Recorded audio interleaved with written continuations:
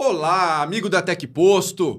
Mais uma vez aqui no nosso PodTech, o nosso canal de comunicação, entretenimento, cultura, economia de escala, benefícios, tecnologia. Como você conhece, a Tec Posto buscando sempre levar um conteúdo relevante.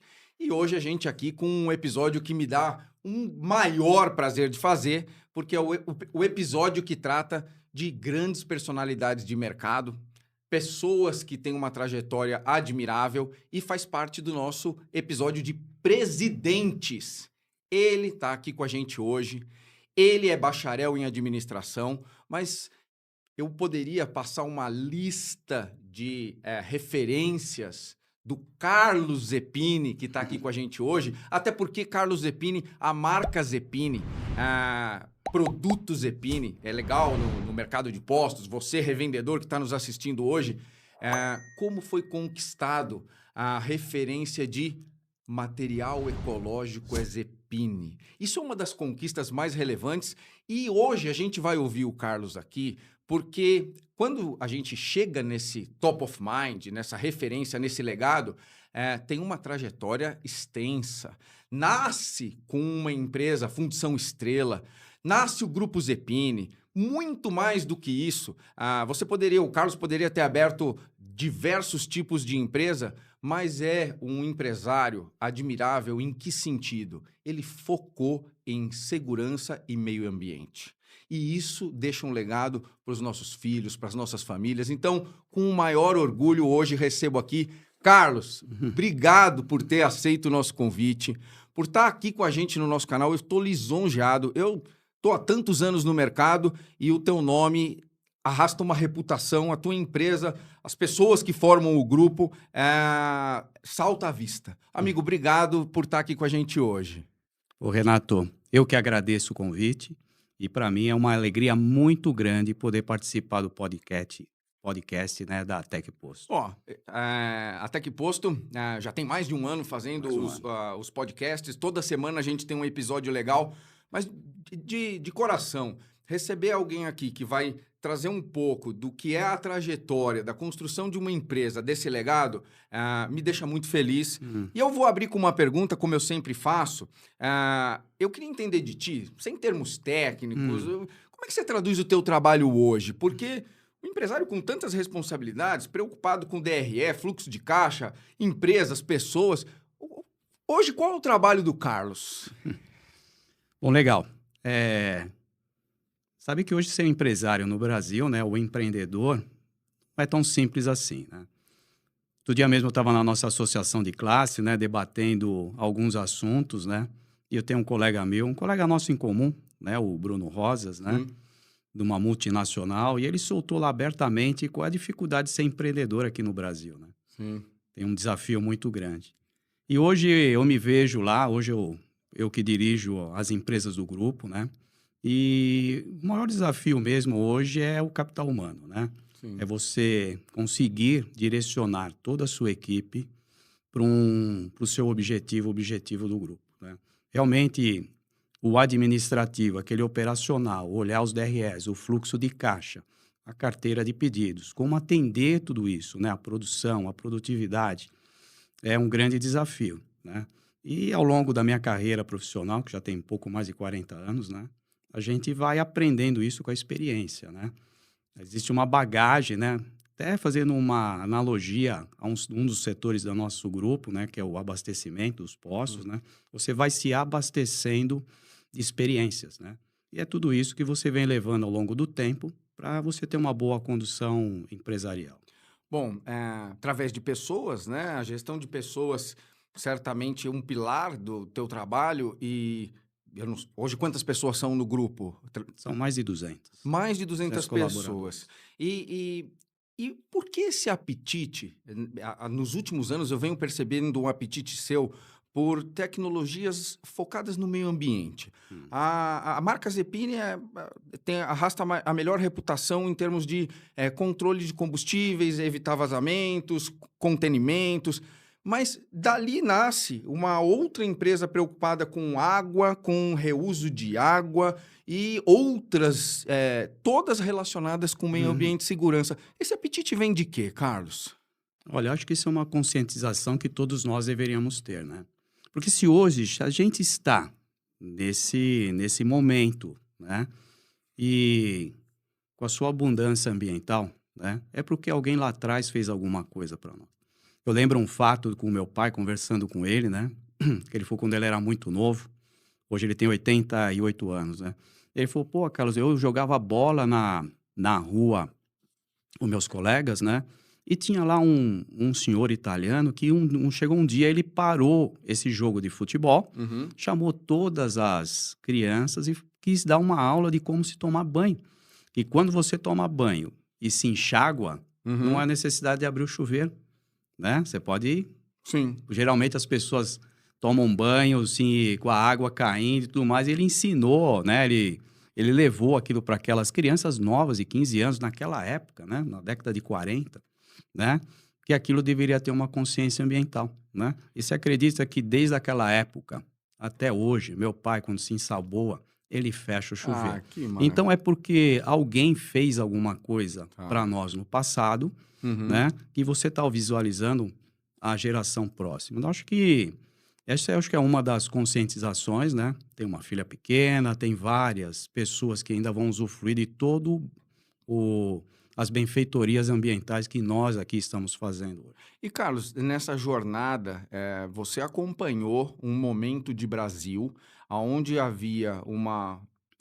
Voltando aqui para postos de combustíveis, tá? A tua empresa é maior do que o cenário de postos de combustíveis, atende múltiplos cenários, mas o nosso canal aqui acaba que a maior curiosidade são de revendedores e que nos seguem e que se alimentam aqui do material que a gente produz. E eu queria entender de ti, você acompanha um momento de transição no Brasil onde um posto de combustíveis tinha pouca preocupação com vazamento e contaminação de lençol freático. Como é que foi essa jornada do dia que se podia tudo, onde a instalação era muito simplista, até o que a gente conquistou hoje? Foi fácil? Foi rápido? Como é que foi isso? Foi um grande desafio, né? E dentre o nosso grupo de empresas, dentre elas a Zepine, né, que você citou, ela tem 42 anos já de mercado, né? E ela viveu várias fases do setor, né? O desenvolvimento dos equipamentos, que eram muito mais simples, né? As instalações subterrâneas, a infraestrutura do posto, né? Hoje a gente não fala só de um equipamento, você hoje abrange uma infraestrutura, né, para todo esse empreendimento funcionar. Era muito mais simples, muito mais fácil. Existia, assim, um suporte muito forte das grandes distribuidoras na engenharia disso, né? Mas ele era frágil, né? Nós estamos falando disso há 15 anos atrás. Não, nós estamos falando isso desde a década de 80. Estamos falando de 40 e pouco, 45 40 anos. anos, como era isso, como é que era construído um empreendimento, onde existia aí um ponto comercial, que a distribuidora tinha o seu interesse e ela lá montava o posto para o revendedor, com bom suporte de engenharia, né? Uma frequência muito forte na hora de montar esse posto, mas existia uma fragilidade na infraestrutura, né? Ela era muito mais frágil. As tubulações eram de galvanizado, os tanques não tinham nenhuma proteção além da chapa, né? E alguns problemas de manutenção que também não eram frequentes, isso ocasionou um grande momento de vazamento dos postos, né? Essa era uma classe até não muito bem vista, né? Pelo mercado, exatamente por esses fatores de contaminação, né? Mas até relembrando por que tudo isso começou a se transformar, né? Quando num desses vazamentos, aqui na cidade de São Paulo, num dos lugares mais nobres da cidade, que é o Jardim Europa, né? Ocorreu um vazamento num dos postos, bem no centro ali do Jardim Europa, né? Onde foi interditado todo o entorno do posto. Sim. E aí, quem morava nesse local? Bom, eu imagino o perfil de morador do Jardim Europa. Exatamente, né? Mas ele era o presidente da República na época, que era o Fernando Henrique Cardoso. E ele se sentiu, num momento, acuado, né, por aquela situação, né, de ter o próprio empreendimento onde ele morava, né, com a dona Ruth Cardoso, saudosa, né? E dali para lá ele entendeu que deveria ser feito algo, né? E assim foi feito. Foi dali que veio a resolução CONAMA 273. Certo. E o nosso relacionamento com as distribuidoras, elas já estavam trazendo esse conceito de outros países, como os Estados Unidos, Europa, a implantação desse sistema tecnicamente mais seguro ambientalmente. E aí que a Zepini vamos dizer assim, ela estava no lugar certo na hora certa. Né? Bom. E aí, essas grandes distribuidoras viam em nós aí um desenvolvedor de sistemas e a gente aproveitou essa oportunidade. Bom, isso Brasil, né? Brasil. A Zepini hoje comercializa para quantos países? Mais de 80. Mais de 80 países. Então, o que eu queria entender de ti, porque eu não conheço globalmente, conheço poucos países, conheço muito mais América do Norte, América do Sul, Europa conheço menos, a Ásia menos ainda. Se a gente fosse pegar hoje, como é que está o Brasil? Depois desses 45 anos de trabalho, a gente tem um momento de como é que está o Brasil. Comparado com outros países, a gente está à frente, está atrás? O que você pode dizer em relação a isso? Eu acho que o Brasil está muito bem, né? Nesse setor de postos, de segurança ambiental, ele está bem posicionado. Ele está a níveis de Estados Unidos, Europa, né? E países desenvolvidos. A América Latina em si, ela está mais ou menos nesse estágio. Por que isso tudo aconteceu, Renato? Por que o Brasil foi privilegiado, né, em estar vivendo esse momento ambientalmente mais seguro, né, nas estações de serviço, né, nos postos de serviço, né, pela influência das grandes distribuidoras multinacionais. Elas que trouxeram o padrão. Onde elas estão, né, elas trazem o padrão delas. E é isso que melhora a condição de uma infraestrutura de um posto de serviço. E tem algum país hoje que esteja ainda muito atrasado em relação à infraestrutura de prevenção de vazamentos? Tem algum que você consiga citar, que é um mercado ainda que tem muito a fazer? Tem muito, sim. A África é um deles, né? Onde lá tem uma limitação muito forte a essas tecnologias, porque não teve a influência dessas grandes distribuidoras. Cara, e um país que eu visitei, cheguei a visitar obras e também é bem caótico, vamos dizer assim, é a Índia, né? A Índia lá é uma coisa bem diferente, né? De alto risco. De alto risco. Ô, Carlos, eu achava que na Índia, e eu ainda vou me atrever a ir à Índia e experimentar a comida de rua, né? A minha esposa fala toda vez, amor, se a gente for à Índia, nem a água nós podemos tomar se não for de garrafinha, o ideal é tomar refrigerante. Eu acredito que seja uma meia-verdade ou uma grande verdade, mas, então hoje, além do risco alimentar, você ainda tem na Índia alguma coisa a fazer risco ambiental altíssimo. Bom, isso eu vejo com bons olhos, porque se a gente já sabe aonde atuar, certamente o time de vendas está buscando vender mais na Índia. Mais oportunidades. São grandes oportunidades de melhoria. Mas eu vou aproveitar da tua experiência para seguir perguntando. Você nessa sua trajetória, tem alguma coisa inusitada para dividir conosco? Tem alguma coisa, não sei, envolvida até com risco, né? Porque a atmosfera explosiva, hoje em dia, pouca gente lembra disso, né? Um posto de gasolina, ele tem um potencial de explosivo, não só de contaminação. Conta para nós como é que foi essa jornada ao longo dos últimos 30, 40 anos por todos esses países. Olha, Renato, muita aventura, né? Você se sujeita aí, né, a desenvolver essa rede de relacionamento. Eu já viajei muito pelo mundo, né, fazendo negócios, né? E fatos inusitados existem vários, né? Mas tem um que me veio à memória agora, né? Bem relacionado com pessoas mesmo, né? Teve um momento que eu estava na China, né? Lá também a infraestrutura de postos, né, ela melhorou bastante, mas ela é muito crítica lá, né? E na minha rede de relacionamento, né, estou falando coisa de 10 anos atrás, né? A China de 10 anos atrás é totalmente diferente da China atual, né? E depois de eu ter feito minhas negociações com nossos fornecedores locais e tudo mais, um deles me convidou para jantar, né? Sim. Inclusive, você comentou agora da Índia, né? Vai ser uma experiência bem especial quando você for lá e encarar a culinária, né, indiana. Mas nesse fato em especial lá na China, né, o empreendedor me levou para jantar, né? Lá os restaurantes lá, ele tem uma característica diferente do que a gente vê aqui no Brasil, né? Eles são em salas, né, exclusivas, não é um restaurante aberto, onde ele tem aquelas mesas com as comidas giratórias e tudo mais, né? E ali eu estava lá. Não, eu sempre falava, dividia, né, com a pessoa que estava me oferecendo o jantar, eu agradecia, né, pela aquela oportunidade, mas eu também pedia o direito de também não comer tudo aquilo, porque não era o meu costume. Mas no final desse jantar, né, ele pediu para vir uma jarra de vinho, muito similar a essa aqui, Sim. né?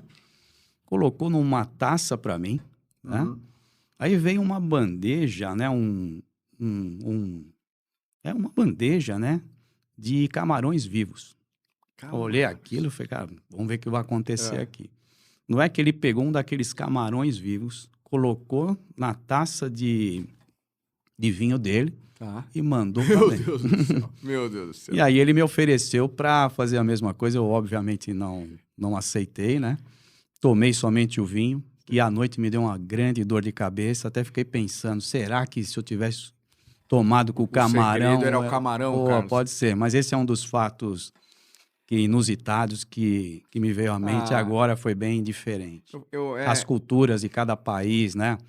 O comportamento de cada um, você tem que ter respeito por tudo isso, sabe? Estou contando porque é um fato diferente, né? Mas o respeito por cada cultura, cada país, é o que te traz aí, você ter um entendimento de como fazer bons negócios. Você fala desse trânsito por países e uma das coisas que a carreira da gente traz, né? E atuar em mais de 80 países certamente traz uma quantidade de oportunidades maior de conhecer culturas.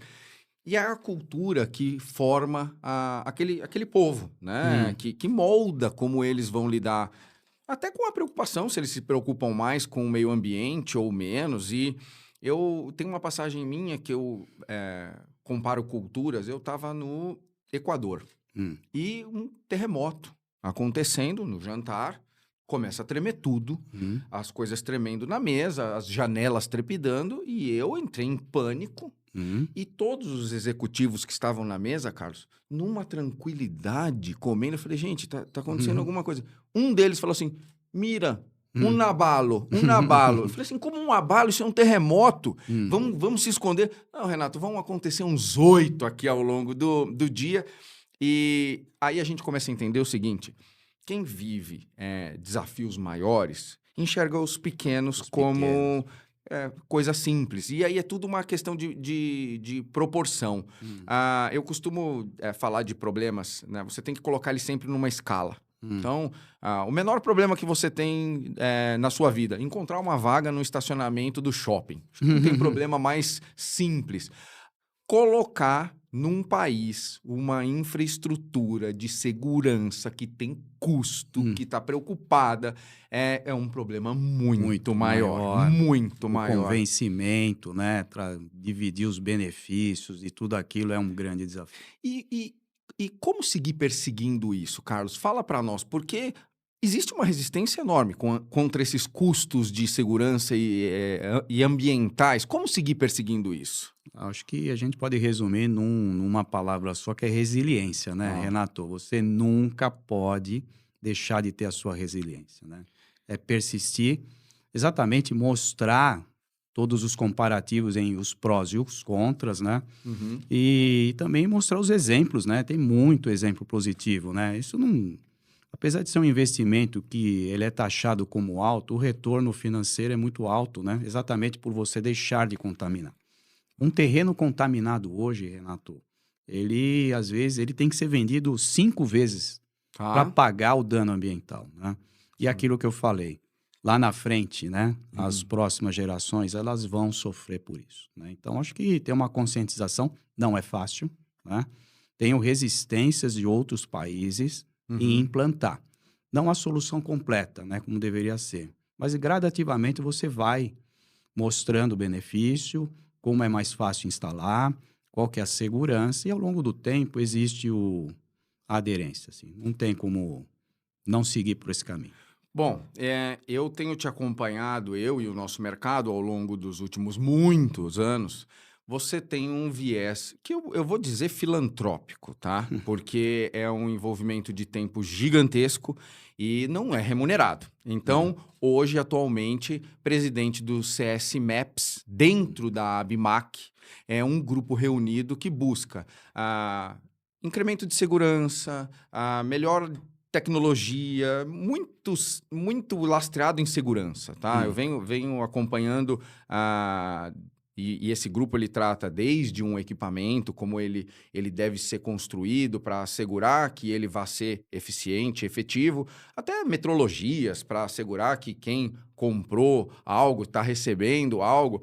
Como é que é esse trabalho dentro de uma associação de classe? Porque filantrópico toma tempo, mas um legado maior ainda. Fala um pouco dessa parte que não é remunerada, mas que toma grande parte do teu tempo. Por que também essa paixão por deixar isso também como legado? Pô, que é uma boa pergunta, né? Acho que é muito mais fácil gerir um grupo de empresas do que uma associação de classe, né? E você representar um setor, né? Que nem hoje eu estou presidente, né, da CS Maps, que é uma das câmeras setoriais da ABMAC. A ABMAC é uma entidade de mais de 80 anos, né? Super respeitada no mercado, subdividida em várias câmeras setoriais. E eu estou presidente em uma delas, que é exatamente o nosso setor, né? A CS Maps, né? E você liderar, né, esse grupo é um grande desafio, né? Sim. O comprometimento de tentar buscar, esse comprometimento dos associados em participar das reuniões e debater o mercado, ele é valiosíssimo, né? Mas nem todo mundo enxerga isso, né? E você está representando um setor, cara, isso é um desafio enorme, né? Você não pode falhar, né? Não pode falhar. Eu já fui presidente de outras associações, eu sei como todo esse jogo funciona, né? E acho que cada um de nós que fazem parte desse grupo, né? Ele tem que ter a missão de representar o setor. Acho que a renovação da cadeira é muito importante, mas como eu te falei, é um bom desafio. É mais um desafio, haja resiliência. Haja resiliência. E é o que eu chamo de jogo jogado dentro do campo, né? Porque a reputação da ABMAC é fantástica. É muito bacana. E os grupos reunidos em prol de melhorias para o mercado, para que venham mais indústrias para o Brasil, para que haja mais competição de mercado. Tudo isso é muito bacana de ver, principalmente quando você cria regras, né? Olha, nós vamos ter aqui uma regra, isso aqui vai ter que ser de plástico. Tá bom, por quê? Porque é mais eficiente, mais ecológico. Bom, todo mundo pega aquela regra e acaba se espelhando nela para entrar no mercado. Então, entendo que dá trabalho, mas pavimenta um mercado mais competitivo, com mais segurança de investir aqui no Brasil. E tentar deixar o setor cada vez melhor, né? Esse é o nosso papel lá na associação, né? Acho que isso foi definido dentro de um grupo, né? Nossa estratégia, e eu tenho tentado seguir ela. Exatamente, né? Você não vê aí busca uma remuneração, objetivos, não. É exatamente melhorar o setor de uma forma geral, não só para a indústria de infraestrutura, né? Como para o revendedor, para a distribuição. Estamos num momento muito mais frágil, né, no nosso setor, que é as questões de fraudes, né? Sim. Grandes operações no mercado foram lançadas, né, com resultados bem positivos, né? Então, acho que todo esse grupo, inclusive as associações de classe, né? Porque você, quando tem um papel dentro de uma indústria, né, você defende a sua indústria. Eu, por exemplo, eu faço uma gestão da minha empresa de dentro para fora. Eu tenho que cuidar daquilo dentro do meu core, no meu ambiente. De fora, as questões que você tem que tratar fora da empresa, aí sempre tem que ser via uma associação de classe, né? Ela tem que representar o seu setor, né? O seu grupo, levar a palavra, tentar equilibrar todo o setor através de normas, regulamentações, né? E tentar buscar oportunidades.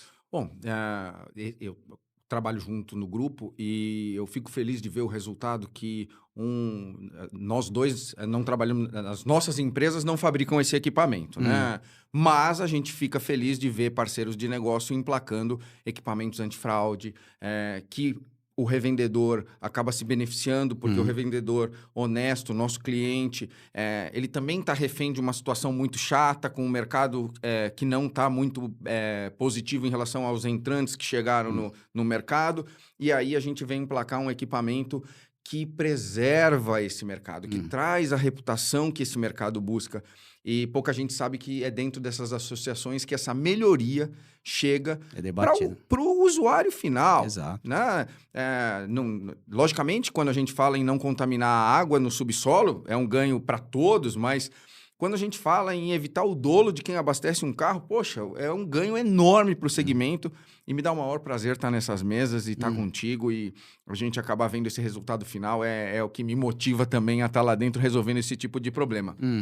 Agora, quem hoje está trabalhando no grupo, né, e são várias frentes de trabalho, você está nesse minuto que a gente está gravando, está acontecendo uma feira de negócio nos Estados Unidos, em Chicago, tem teu time lá, tem uma série de coisas acontecendo na tua empresa, você hoje está aqui com a gente, tem muita coisa acontecendo. E fala como é que você está conciliando a sua vida pessoal. Temos a Sofia com 7 anos de idade, Sofia, que tem um filha. apetite pelo seu tempo maior do que todos nesse planeta. Como é que é administrar essa logística toda de ter tantas frentes de negócio, tanta coisa acontecendo a todo tempo e uma filha linda em casa esperando o pai ou querendo sair de manhã para caminhar com o pai? Conta para nós. Bom, essa experiência ao longo dos anos, né, me levou a formar um bom time, né? Acho que isso é importante, né? Você ter um bom time, uma equipe bem centrada, com objetivos bem traçados, né? E no alcance das metas que tem que vir, que ela é muito... a atividade profissional é muito tensa, né? Sim. Mas um bom time, ela ameniza bastante isso. Eu tenho tentado, cada vez mais, me focar um pouco mais também nas minhas questões familiares, né? Sofia, como você falou... Minha filha, 7 anos, vai fazer 8 agora em janeiro, né? A minha esposa também, que é um dos meus pilares, né? A Silmara, ela é uma belíssima companheira, né? E acho que esse também foi um grande desafio, exatamente, você se desvincular um pouco mais da sua vida profissional e dar mais atenção à sua vida familiar. O Carlos Zepini de 30 anos atrás é o mesmo de hoje? Não, sou totalmente diferente, né? A família, ela te transforma, né? Sim. Que é a base de tudo, né? Eu ainda continuo resiliente, né? Enquanto eu estiver no meu cargo, vou tentar dar o meu maior, né? Com as minhas equipes, motivá-las, né? Hoje, na realidade, né? Acho que o meu papel maior, né? Além de cuidar do meu capital humano, é exatamente administrar os conflitos, né? Isso é uma coisa presente diariamente. Né? E você, com toda a tranquilidade, ouvir todos os lados e tomar uma decisão em conjunto com a equipe. Isso tem levado aí a avanços muito, muito rápido, né? Mas tudo isso você vai absorvendo, se abastecendo das experiências que você vive do dia a dia da empresa. A gente busca hoje, em todas as empresas, eu costumo dar preferência por quem conhece muito mais do que eu no tema e busco me aproximar muito. E no nosso time também tem gente que entende muito mais do que eu e de que muitos dentro da companhia. Cada um, vamos dizer, é craque na sua especialidade e aí a gente precisa ficar menos craque naquela especialidade.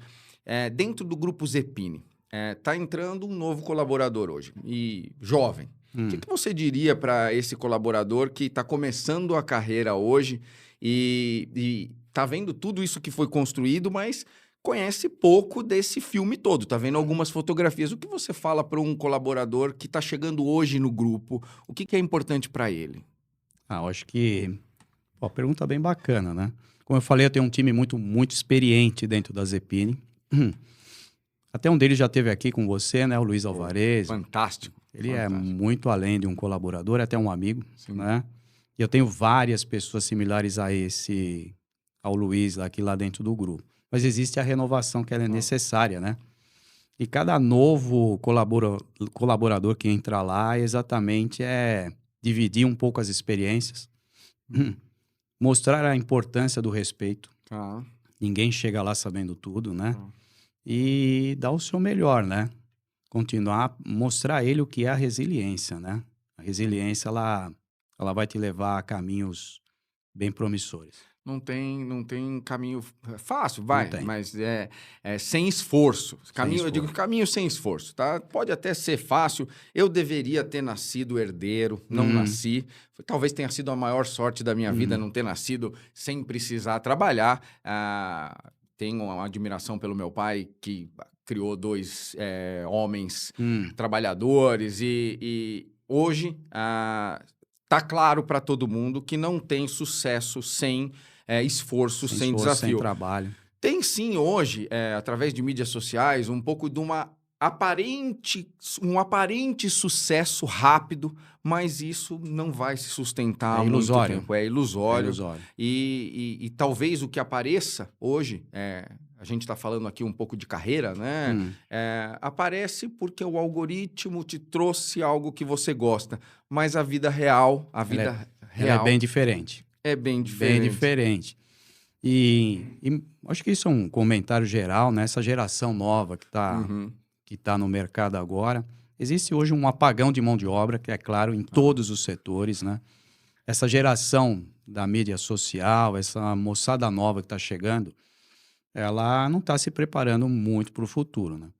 Mas existe aí uma oportunidade, aquele que se preparar Sim. e tiver um desempenho e for uma pessoa que se destacar, ela vai se dar muito bem, cara. Eu acho que tem oportunidades aí que espero que muitos vejam isso, né? A Zepini em especial, que é esse apagão do mão de obra, ela tem investido muito na automação, né?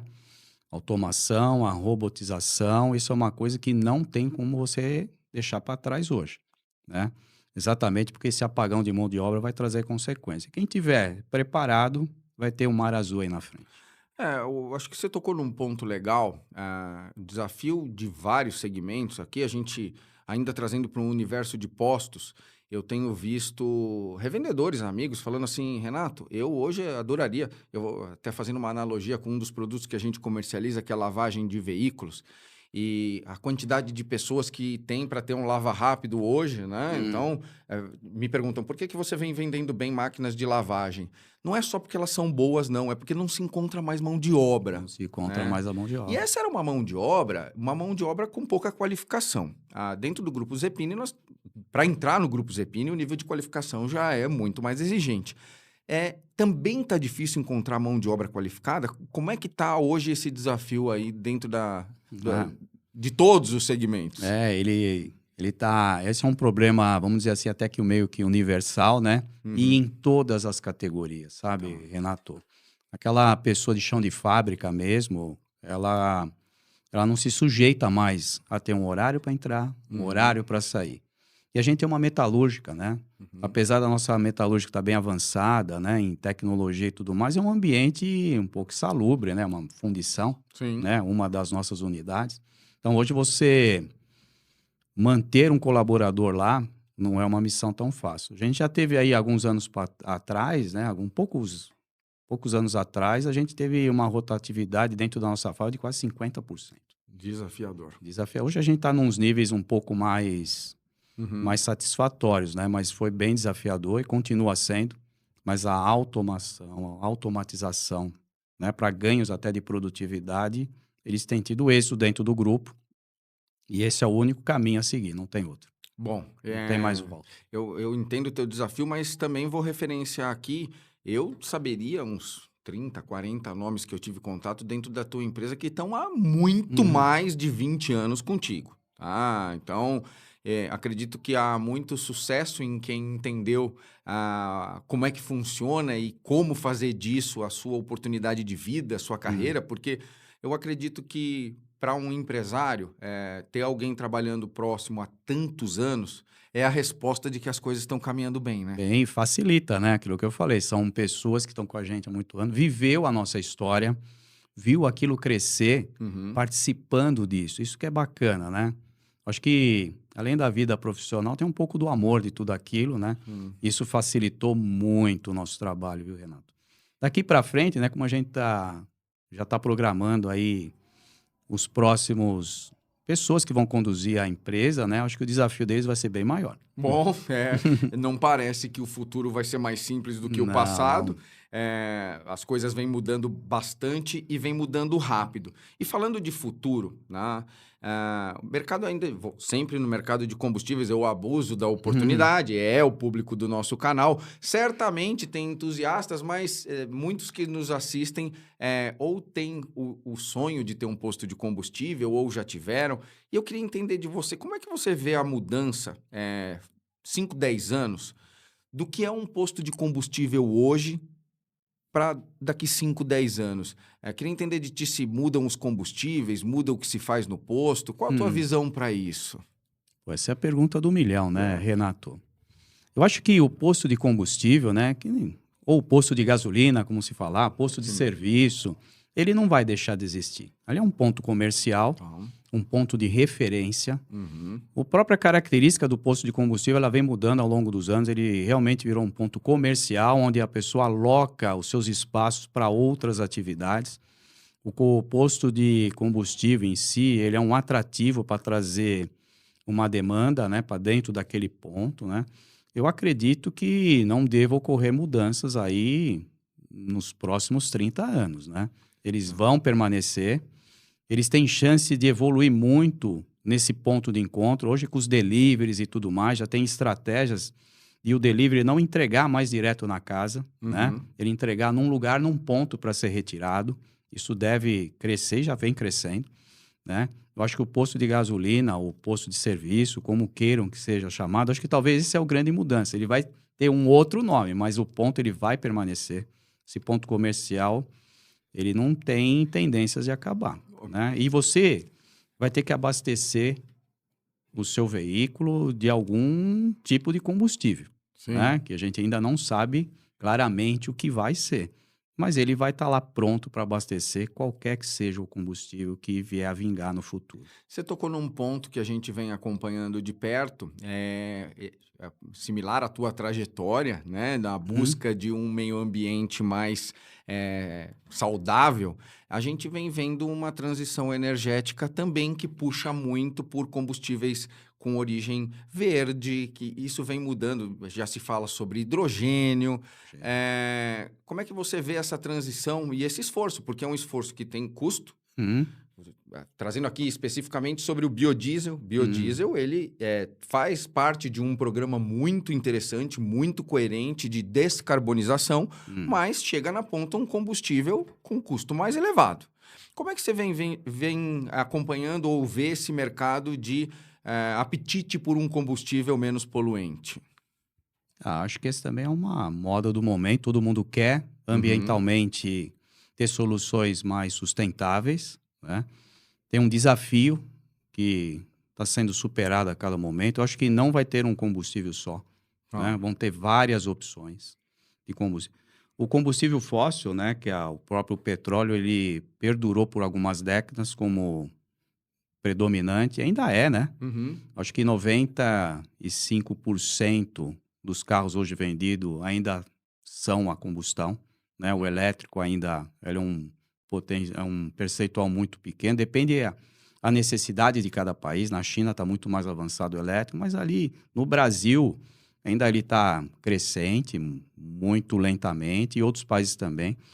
Mas eu acho que a gente deve ter novas opções de combustíveis. Os bios vão fazer sucesso. O Brasil é um dos países que deve, eu imagino, aderir a esses bios, porque é pelas nossas fontes, né? Pelo um país forte na agricultura. Esse deve prevalecer. Acho que a célula de combustível é uma tendência muito forte para o futuro. Mas todos eles, Renato, vão precisar de um ponto de abastecimento. E o nosso mercado, o nosso setor, ele deve ainda predominar por muitos anos. E você falou uma coisa muito interessante, porque eu tenho visto um movimento de postos, o ponto de abastecimento. Tenho acompanhado o surgimento de pontos de abastecimento que te entregam muitas coisas. Então, tem lá uma pet shop, tem lá uma padaria, tem lá um restaurante de comida rápida, tem lá um lavar rápido. Uma lavanderia, uma loja de conveniência. Um ponto de carregamento de carro elétrico. Isso. E olha, salta à vista porque a criatividade vai longe. Vai longe. Academias. Imagina, você ir ao posto de combustível para ir à academia. Isso é uma tendência crescente das redes, né? Sim. Eu abasteço numa rede de postos, inclusive tem uma academia e o dono é o dono do posto, né? Ele tem vários postos, ele está implantando em várias das unidades dele a academia, porque traz público, né? Bom. Quem não sai de lá e já não abastece, né? É. Ou quem abastece já não vai para uma academia, né? Então, eu acho que esse ponto, né, esse setor, ele é necessário. Uhum. Sabe que o serviço de abastecimento é um serviço de utilidade pública, né? Sim. Ele é necessário. Uhum. Você aumenta o número de postos pela urbanização, né? Você sai de um estado de região rural para uma urbanização e os postos vão avançando. O crescimento hoje vai ser um pouco mais lento, né? Na década de 80, como a gente conversou, eram próximo de 20 mil postos, né? Passados esses 40 anos, a gente duplicou, né? Sim. Dobrou ele, né? E eu não vejo um crescimento muito mais avançado. Depende muito da urbanização. Quanto mais urbanizar, centro-oeste, norte e nordeste, mais postos vão abrir. Mas eles nunca vão deixar de ser necessários. Bom, estão se transformando, né, Estão cara? se transformando. Estão se transformando. Eu vou migrar um pouco aqui o perfil de perguntas. A gente ainda vai falar mais um pouquinho. Por mim, eu conversava contigo a tarde inteira. Eu acredito que a gente pode marcar um novo bate-papo. Vai ser um prazer. O amigo é mais do que bem-vindo, mas eu queria conhecer um pouco mais do Carlos. Porque quando a gente fala de um episódio de presidentes, a gente quer conhecer o Carlos Zepini. A gente, lógico, que abusa do conhecimento, faz perguntas sobre o mercado, mas eu queria detalhes que não são tão complexos. Um hobby, Carlos. Me conta um pouco, dentro de tudo isso, o que é um hobby para ti? Acho que o meu maior hobby hoje é a família, né? Como a gente comentou, né? Mas eu tenho meus pessoais, né? Eu sou uma pessoa que gosta muito de cuidar do corpo, né? Eu pratico atividades físicas de forma sistêmica, né? Gosto também de andar de bicicleta, né? Que é um momento mais sozinho, Que tipo de né? bicicleta? O que é? Descer montanha, Não, estrada? não. Qual é o tipo? Essas convencionais aí, de estrada normal, né? E nada de mountain bike, nada de aventura, não. Eu tô num momento de mais de tranquilidade, de reflexão, e acho que a bicicleta é uma... Se você olhar no meu carro hoje, tem os racks lá que estão lá, né? Tem tudo... levar minha bicicleta para alguns pontos especiais e tentar curtir um pouco esse momento de solidão, porque é sozinho, né? Só você refletindo. Esse é um dos meus hobbies principais hoje. Carlos, um estilo musical, conta pra nós. Tô parecendo aqui aquela Ana Maria Braga, né? O ping-pong e tal. Mas tirando as brincadeiras, um estilo musical. O que é o tipo de música que o Carlos ouve? Eu sou um cara bem eclético, né? Não tenho aí uma ficção para estilos de música, mas o rock, né? O rock, ele tá na nossa essência. Sou aquela pessoa da década de 80, 90, o rock lá no Brasil cresceu muito, então o rock é um estilo musical que eu gosto muito. Bom, eu vou fazer uma última pergunta, uma pergunta bem diferentona, porque ela nem é tão simples de responder, tá? Se você pudesse construir, falando em postos de combustíveis, uma bomba de abastecimento, que daquele bico saísse qualquer coisa, que tipo de coisa sairia dessa bomba idealizada pelo Carlos Zepini? Conta pra mim. Pô, que combustível, né? Que vai sair pela bomba. Eu acho que é a nossa essência, né? A minha especial, que sairia lá mesmo é o respeito, né? Bom, acho que o respeito entre as pessoas é o que pode e o que vai prevalecer, né? Deve prevalecer, né? Para você ter uma convivência nesse mundo, né? Que está muito, muito louco, né? De uma sobrevivência bem saudável. Acho que o respeito é um dos meus maiores combustíveis. é bom ouvir isso, Carlos. Eu ouvi já várias respostas sobre o que sair do bico dessa bomba, dividindo a minha bomba, do bico da minha bomba sairia o que eu acho que é uma das maiores invenções da humanidade, que é música. Música. Eu acho que, cara, a invenção da música... Sensacional. Eu não conheço ninguém que não gosta de música. Algum estilo, né? E aquele dia feliz é aquele dia que a gente tá cantando sem nem perceber, né? Então, com certeza. Ouvir que o respeito é o que sairia do teu equipamento me deixa muito feliz, porque tá faltando um pouco disso, né? Bastante. É um momento de... a minha opinião é a minha opinião, a sua é a sua, e no meio do caminho falta o respeito para fazer as duas ideias ou opiniões... Fluírem, né? Exatamente. Carlos, eu tô aqui lisonjeado. O bate-papo foi incrível, incrível. Queria que você deixasse uma última mensagem aqui para nós antes da gente encerrar, de novo relacionada a como sair de um início de carreira e hoje estar responsável por operações tão grandes. Queria ouvir só mais um pouquinho disso e aí a gente vai marcar um próximo episódio, meu amigo. Legal. Vamos lá. Bom, acho que a experiência da vida, né, nessa vida profissional, ela te traz N diversidades, né? E aquilo, como eu comentei na conversa com você, né, uma delas é a resiliência, né, o respeito e a vontade de vencer. E eu vejo também, até pela sua trajetória, né, Renato, você também é um batalhador, te conheço há muitos anos, né? Tenho um respeito muito grande por você, pela TecPostos, pelo Jorge, né? Obrigado. Um grande amigo, né? Obrigado. E acho que esse é o melhor recado, né, de a gente continuar junto, né, nessa jornada, com respeito, né, e com vitórias, porque para nós, sem dúvida, as vitórias elas vão ser contínuas, tá? Porque a gente está aqui focado em fazer o bem, né? Acho que esse é o melhor recado. Parabéns pelo teu trabalho. Tenho acompanhado alguns dos seus podcasts, eles estão crescendo, né? O volume está aumentando, não dá para acompanhar todos, né? Mas eu acho que você está fazendo um trabalho muito legal, é bem desafiador, né? Sim. Manter as pautas de forma sistêmica, mas acho que você está indo muito bem, né? Sim. A TecPosto está indo muito bem. E parabéns pelo teu trabalho aí. Acho que você vai vencer mais ainda. Obrigado. Eu agradeço em nome da TecPosto, em meu nome. De novo, o encontro que a gente tem aqui é uma oportunidade de falar. A vida é muito corrida, o podcast é uma coisa super gostosa. Aprendi que o melhor lugar para ouvir podcast ou é tomando banho ou é dirigindo o carro, porque é aquela hora que você está fazendo alguma outra atividade e está se enriquecendo com o que tem pessoas dispostas a dividir com outras, tá? Não, e você cria um ambiente bem legal, que é da descontração, né? O local é legal. O gestor desse lugar também conheci hoje, é bem legal, né? João Ali. João, legal, bem bacana. E, pô, sempre que precisar, para mim foi uma honra estar aqui com você. Tá bom. Muito obrigado, Carlos. Olha, Carlos Zepini aqui conosco, referenciando novamente.